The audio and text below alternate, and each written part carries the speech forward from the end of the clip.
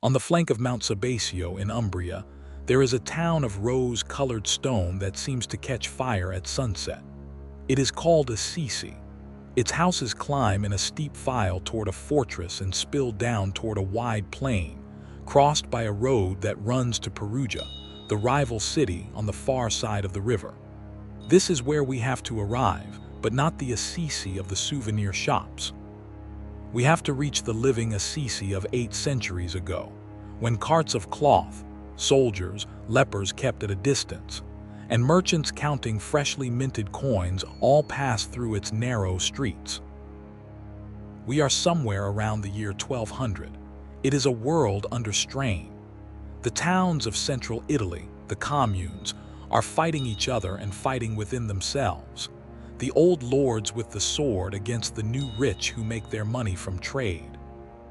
In Rome sits a young and powerful pope, Innocent III, who preaches fresh crusades toward the Holy Land and watches with unease the movements crossing Europe, the Cathars, the Waldensians, men and women who want to return to a poor gospel, and whom the church struggles to understand. This is the air a boy born in that city breathes, an air of war, of money, of pilgrimage, and of uncomfortable questions. But before his life, it is worth pausing on a detail that almost no one considers, and that changes everything. Francis of Assisi, the man written about in thousands of books, left almost nothing in his own hand. Only 2 sheets have come down to us written by him directly. Keeping that in mind is the best way not to confuse the character with the real person. The first is a small piece of parchment, a chartula, written on the mountain of La Verna in the autumn of 1224. On one side there are praises to God. On the other, a few lines of blessing for a companion, Brother Leo, and a sign traced by hand, the Greek letter tau in the shape of a cross. That sheet, worn and folded over, Brother Leo carried on his body for years like a relic, and it is still kept in Assisi, in the sacred convent. The second autograph is a short letter, again to Brother Leo, held today in the Cathedral of Spoleto. That is all. The direct voice of Francis comes to us through these few lines. Everything else we know thanks to others, and here we must proceed carefully.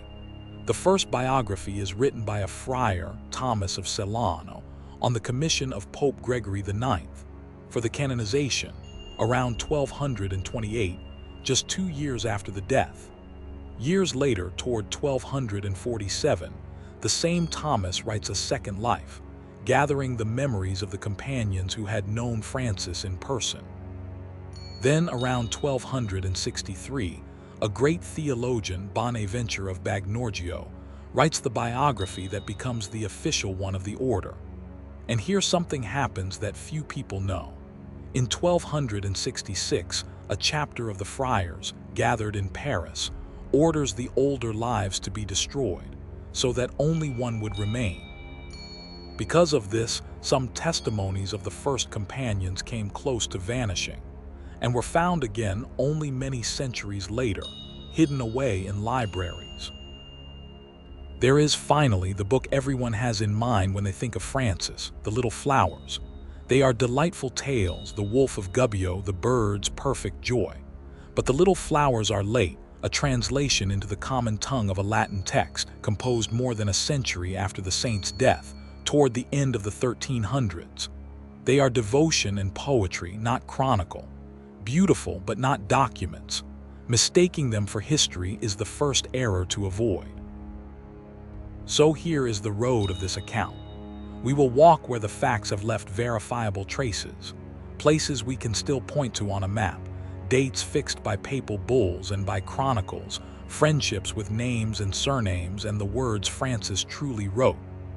When a scene is instead legend, a tradition born afterward, we will say so clearly without stripping away its beauty.